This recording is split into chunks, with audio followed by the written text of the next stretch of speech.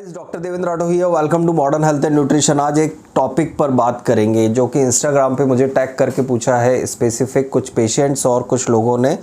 एक तरह का क्वेश्चन है, कैटेगराइज वेरिएंट्स अगर बोल दें तो बोलना एक ही चीज़ चाहते हैं कि क्या हम second dose of vaccine miss कर दें तो क्या होगा। उसी विषय पर आज हम चर्चा करेंगे। तो अगर आप चैनल पर नए हैं तो प्लीज़ सब्सक्राइब कर लीजिए और बेल नोटिफिकेशन दबा दीजिए ताकि आने वाली अपडेट आपको मिलती रहे। तो सबसे पहली चीज़, क्या होगा अगर आप सेकेंड डोज आप मिस कर देते हैं, या फिर आप नहीं लेना चाहते हैं, या फिर आप लेना चाहते हैं लेकिन आप लेट हो गए हैं। तो उसी विषय में क्या होता है। सबसे पहली चीज़, सेकेंड डोज लेना बहुत ज़्यादा ज़रूरी है। क्यों ज़रूरी है? पहली चीज़, ड्यूरिंग दिस वैक्सीनेशन ट्रायल, जितने भी इसके ट्रायल्स हुए हैं, जितने भी इसके टेस्टिंग हुई है, उसके अंदर दोनों डोजेस के बाद प्रॉपर इम्यूनिटी और जो हम परसेंटेज देख रहे हैं सक्सेस का, वो हमें देखने को मिला है। साथ ही नेक्स्ट थिंग, पेशेंट्स या लोग जो हैं वो क्यों नहीं लेना चाह रहे सेकेंड डोज ऑफ वैक्सीन। पहला, उनके साथ एक्सपीरियंस ये रहा है कि उन्हें कुछ ज़्यादा साइड इफ़ेक्ट्स हुए हैं, ठीक है। दूसरे, कुछ लोगों को वैक्सीन लेने के बाद उनको फैमिली में ऐसा लगता है कि कुछ लोगों को कोविड हुआ था, उसके बाद वो सेकेंड डोज मिस कर रहे हैं, है ना। तो कई लोग है ना इस चीज़ में बहुत ज़्यादा कंफ्यूज्ड हैं, क्योंकि अगर देखा जाए तो percentage of first dose of vaccine का बहुत ज़्यादा है as compare to the fully vaccinated person.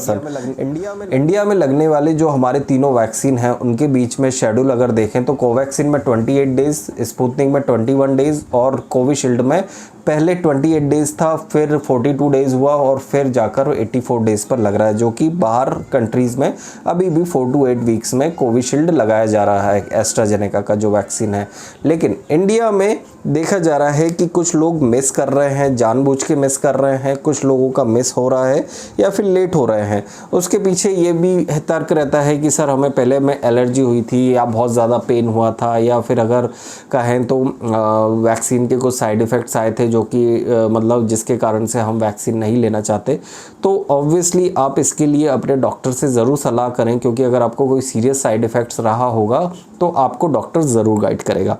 Next thing, एक चीज़ आती है, वैक्सीन के दोनों डोजेज़ लेना क्यों ज़रूरी है। तो उसके लिए मैं आपको समझाता हूँ।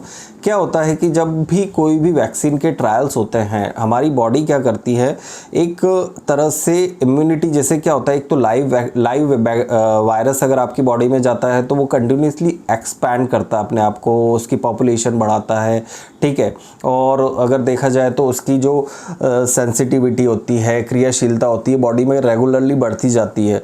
तो उस वाली कंडीशन में क्या होता है कि आपकी बॉडी कंटिन्यूसली है ना उसी मतलब है ना मान के चलो वायरस से फाइट करती रहती है, ठीक है।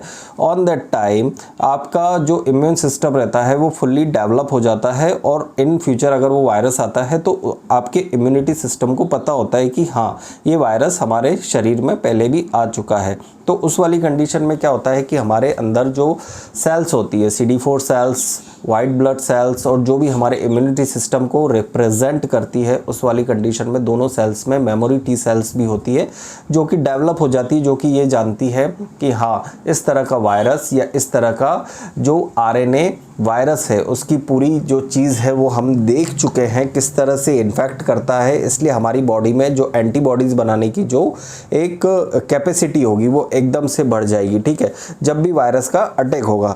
अब नेक्स्ट थिंग ये आती है कि कुछ लोग वैक्सीन नहीं लेते। तो फर्स्ट डोज ऑफ वैक्सीन जब आप लेते हैं तो आपके इम्यून सिस्टम को हल्का सा एक टच लगता है, मतलब इम्यूनिटी पर आपके बॉडी के अंदर वायरस इंजेक्ट किया। कोविशील्ड की बात करें या कोई से भी वायरल वेक्टर वैक्सीन, या फिर अपन लाइव एटीन्यूड या फिर डेड वायरस वैक्सीन के बारे में बात करें तो बॉडी के अंदर वो वायरस जाता है, बट एक लिमिटेड क्वांटिटी में वो जो रहती है वैक्सीन दी जाती है, जिसके अंदर आपको ये मान के चलो कि वो एंटीबॉडीज़ जो रहती है, सेल्स जो होती है, प्रोड्यूस करना स्टार्ट कर देता है। एंटीबॉडीज़ प्रोडक्शन के बाद ये देखा जाता है कि कितनी एंटीबॉडीज़ बन गई हैं। तो उन्हें लगता है कि ये पहली बार हुआ है, और पहली बार हुआ है तो ये शायद घातक नहीं होगा। लेकिन कुछ वाली कंडीशन में ऐसा देखने को मिलता है कि वो फिर डॉर्मेंट हो जाती हैं। वैक्सीन मतलब पहले डोज के बाद कई लोगों में एनफ एंटीबॉडीज़ नहीं बन पाती हैं, मतलब एंटीबॉडीज़ बनी, लेकिन वो फिर बाद में डोर्मेंट वाली स्थिति में पहुंच गई कि हाँ ठीक है, ये आया था वायरस, ये इसके साथ कुछ हमने करना था, या फिर है ना मतलब जो एंटीबॉडीज़ बनी वो थोड़ी बहुत एंटीबॉडीज़ बनती, मात्रा में बनती है, लेकिन वो फिर डोर्मेंट स्थिति में पहुंच जाती, क्योंकि डेड वायरस था।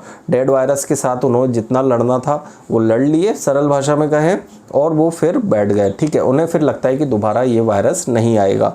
उस तरह की एक मेमोरी टी सेल्स होती है, उस टाइम पर डेवलप नहीं हो पाती है। इसलिए जब सेकेंड डोज ऑफ वैक्सीन जब हम लगवाते हैं, तब ये देखने को मिलता है कि उन्हें लगता है कि अगेन बॉडी के अंदर सेम वैक्सीन आया है, सेम वायरस आया है, और हमें फिर और ज़्यादा इंटेंस के साथ लड़ना है। इसलिए आपने देखा होगा कोविशील्ड में इम्यूनोजेनिसिटी के कारण पहले डोज में जो रहता है साइड इफ़ेक्ट ज़्यादा देखने को मिलते हैं, और जो कोवैक्सीन होता है उसके सेकेंड डोज में थोड़े बहुत इंटेंस साइड इफ़ेक्ट्स देखने को मिल सकते हैं। या फिर कहें तो दोनों ही डोजेज़ में, स्पुतनिक में भी और कोविशील्ड में या कोवैक्सीन में, तीनों वैक्सीन में, दोनों डोजेज़ में आपको साइड इफ़ेक्ट्स जो रहते हैं इंटेंस देखने को मिलते हैं आफ्टर सेकेंड डोज, है ना। क्योंकि सेकेंड डोज के बाद इम्यूनोजेनिसिटी की स्टडी में ये देखा गया है कि जब आपकी बॉडी के अंदर दोबारा इन्फेक्शन होता है, तो भैया अगर आप मान के चलो एक फोर्ट्रेस है, ठीक है, पुरानी फिल्मों में देखा होगा कि एक बार गब्बर ने हमला कर दिया था तो गांव वाले तैयार नहीं थे, ठीक है, दूसरी बार गब्बर ने हमला किया तो गांव वाले तैयार थे उस टाइम पर, ठीक है ना, जय वीरू को बुला कर ले आते हैं ना। तो ये हमारे जो सेकंड डोज होता है वो जय वीरू का काम करता है ना। तो ऑब्वियसली ये शायद एग्जांपल आपको समझ आया होगा, और इस कारण से हमें सेकंड डोज लगवाना बहुत ज़्यादा ज़रूरी है, क्योंकि सेकंड डोज क्या काम करता है, जय वीरू का काम करता है ना। तो ताकि आपको जो इन्फेक्शन हो वो एकदम से फल्मिनेंट या फिर जो मतलब देखा जाए एग्रेसिव इन्फेक्शन ना हो इन फ्यूचर, अगर लाइव वायरस भी आता है तो। ठीक है, तो ये था मेरा व्यू ऑन सेकेंड डोज क्यों लगवाना चाहिए और क्यों लोग नहीं लगवा रहे हैं। और लगवाने से पहले अगर आप नहीं लगवाया है तो तुरंत जाके लगवाइए, कोई भी शॉर्टेज हो या जहाँ पर भी आपको मिलता हो वहाँ पर लगवाइए। शॉर्टेज हो रही है तो आप गवर्नमेंट सेंटर्स पर आप लगवाएं, पेड अगर आप सक्षम हैं तो आप पेड लगवा सकते हैं तो पेड लगवाएं, अन्यथा गवर्नमेंट में अच्छी फैसिलिटीज़ है, सारे वैक्सीन अवेलेबल्स हैं, तो आप वहाँ पर इजीली जाकर लगवा सकते हैं। लेकिन don't skip your second dose too. ठीक है, तो ये था मेरा view on this particular point. Hope so आपको ज़रूर पसंद आया होगा, और ज़रूर अगर आपको पसंद आया तो ज़रूर लाइक कर दीजिए, शेयर कर दीजिए इस वीडियो को जितना हो सके। साथ ही चैनल सब्सक्राइब करना मत भूलिएगा, और साथ ही अगर आप भी मुझसे कोई क्वेश्चन पूछना चाहते हो तो इंस्टाग्राम पर आप मुझे फॉलो करके टैग कर देना, मैं ज़रूर आपके क्वेश्चन का इमीडिएट आंसर करने की कोशिश करूँगा। डेली मैं 10 to 11 डेली आंसरिंग करता हूँ जो भी मेरे पेशेंट्स रहते हैं उनके। ठीक है, और व्हाट्सएप पर भी आप अपनी क्वेरी पूछ सकते हो। Thank you so much guys, और जय हिंद।